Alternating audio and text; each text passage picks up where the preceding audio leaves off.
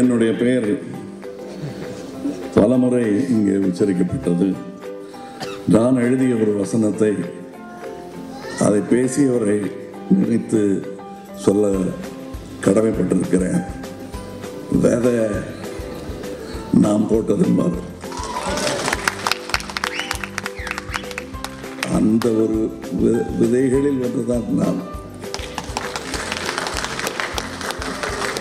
சின்ன வயசுல என்னன்னு தெரியாம தம்பி கூட சொன்னாரு, பிள்ளைக்கு தந்தை ஒரு மடியில் தூக்கி வச்சு பாடினாருன்னு. அப்பெல்லாம் என்னன்னு தெரியாது, எவ்வளோ பெரிய நடிகர்னு கூட தெரியாது. எம்ஜிஆர்னு ஒரு மாமா, சிவாஜின்னு ஒரு மாமா, எப்போ வேணா போய் விளையாடலாம்னு நினச்சிட்டு இருந்துட்டு ஒரு சின்ன பையன், 3.5 வயசு 4 வயசு, ஒரு 7-8 வயசாகி அதுக்கப்புறம் சினிமா சான்ஸ் எல்லாம் இல்லாமல் கியூவில் நிற்கும் போது தான் எவ்வளோ பெரிய ஆட்கள்கிட்ட நம்ம பழகிருக்கணும் அப்படிங்கிறது தெரிய வந்தது. திருப்பியும் அவங்கள சந்திக்க வாய்ப்பெல்லாம் கிடைக்குமான்னு போகரோடில் போகும்போதெல்லாம் அந்த வீட்டை வெளியிருந்து வேடிக்கை பார்த்துட்டு இருந்த பல ரசிகர்கள் நாம வருவோம். அந்த வீட்டுக்குள்ள எனக்கு அனுமதியும் அன்பும் கிடைக்கும்னு நினைச்சு கூட பார்க்கலாம். நான் இப்ப என்னை பத்தி சொல்ற மாதிரி அவரை பத்தி சொல்வதற்கு என்னை போன்ற பல நடிகர்கள் இருக்கிறார்கள். அந்த வீட்டின் மூத்த மகனாக இங்கே வந்திருக்கிறேன்.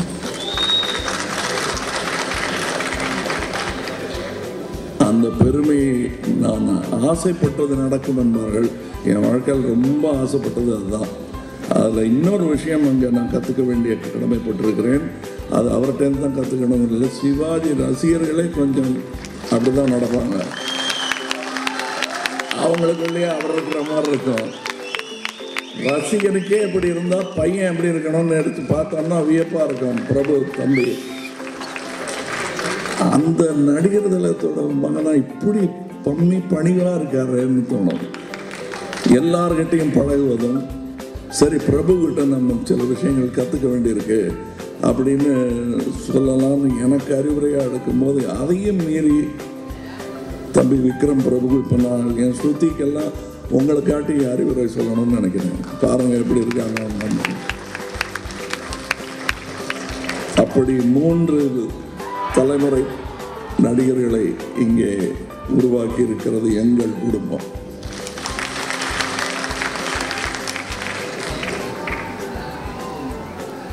இதில் இளைஞர்கள் இத்தனை ஆர்வத்துடன் இணைந்து வேலை செய்வதற்கு அவரும் ஒரு ஊக்கியாக இருந்திருப்பார் என்று நான் நம்புகிறேன். அது அவங்க அப்பா கிட்ட இருந்து கற்றுக்கிட்டதா இருக்கும். தாத்தாக்கள் கூட அப்படித்தான். தேவர் மகனில் நான் அவருக்கு தயாரிப்பாளராகவோ வசனம் எழுத போடுறதாகவும் நினைக்கல. மகேந்திரன் சாருக்கெல்லாம் கிடைச்ச ஒரு பாக்கியம் எனக்கு கிடைக்கும்னு நான் நினைக்கவே இல்லை. கிடைச்சிருச்சு. ஒரே பதட்டம். அவருக்கு எப்படி போய் டயலாக் சொல்லி கொடுக்கறது, டயலாக்னா என்னன்னு தெரிஞ்சுக்கிட்டதே அவர்கிட்ட தானே. ஆனால் அதை விட ஒபீடியன்ட்டான ஒரு ஆக்டரை நான் பார்த்தது கிடையாது. நிஜமா சொல்றேன். பார்க்கத்தான் பெரிய மீசியம், அதுமா சிங்கம் மாதிரி இருப்பாரு. தூக்கி மடியில் வச்சுக்கிற பூனைக்குட்டியா மாறிடுவார். டயலாக் நல்லா இருந்தது, என்ன எப்படி பேசணும் சொல்லு, நீ இங்கே நெல்லு அப்படின்னாரு. சின்ன பையன்கிட்ட கேட்டுக்குவாரு. அந்த ஒரு ஊக்கம் தேவர் மகன் படத்து பூரா வியாபித்தது. அதை நீங்க செய்யணும். அங்கிருந்து நான் கற்றுக்கிட்டேன். என்னுடைய டெக்னீஷியன்ஸை பாதுகாக்க வேண்டிய ஒரு கடமை எனக்கு இருக்கிறது. இங்கே மகேந்திரன் சொன்னார், கொஞ்சம் அதிக பிரசங்கம் தான் அப்படி. அதாவது நான் இருந்திருக்க மாட்டேங்கிறாரு. மகேந்திரன் மாதிரி ஒரு திறமையை கிணத்துல தூக்கி போட்டு 3 நாளும் பொத்துக்கிட்டு வெளியே வந்துடுவாங்க. அவர் நன்றி, அவருக்கு உணர்ச்சி வசப்பட்டவர், அதனால அப்படி சொல்றாரு. தவிர அதனால தான் நான் எங்களுக்கெல்லாம் உதவி பண்ணணும்னு தோணுச்சு. அதனால தான் ஜிஎன் ரங்கராஜனுக்கு கதை நல்லா இல்லைன்னா சொல்ல போறாரா கூப்பிட்டு வச்சு.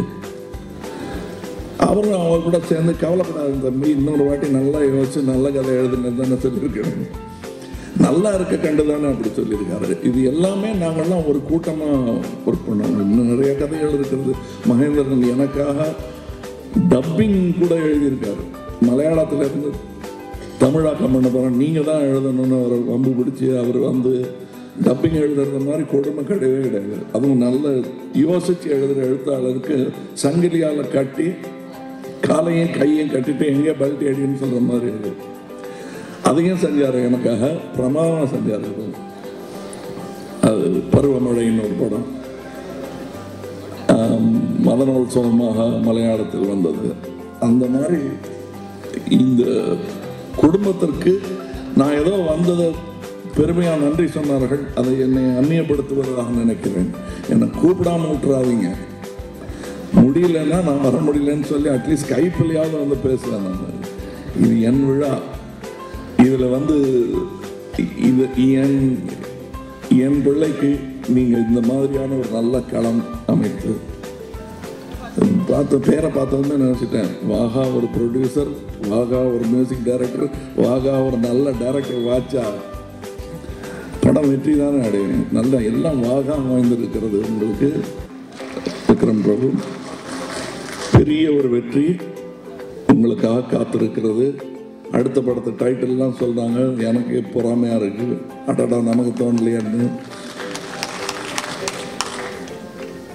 வெற்றி மேல் வெற்றி வந்து சேரும். இதில் பல விஷயங்கள் எனக்கு பிடித்திருந்தது. இசையை பற்றி பேச கடமைப்பட்டிருக்கிறேன். மூன்றாவது தலைமுறையாக ஒரு வரி முதற்கொண்டு பாடலாக மாறி இருக்கிறது. சொல்லத்தான் நினைக்கிறேன் என்பது அது எனக்கு நாங்கள் நடித்த சொல்லத்தான் நினைக்கிறேன். 40 வருடங்களுக்கு முன்னால் நடித்த சொல்லத்தான் நினைக்கிறேன் ஞாபகப்படுத்தியது. இருந்தாலும் இதுவும் மிகவும் அழகாக இருந்தது. அது மாதிரி இல்லைன்னு சொல்லாமல் இது ஒரு தனி மாதிரியாக நன்றாகவே இருந்தது. மிகவும் சிறப்பாக உயிர் நடைபெற்று முன்னேறி கொண்டு வரும் இமாமுக்கு என் வாழ்த்துக்கள்.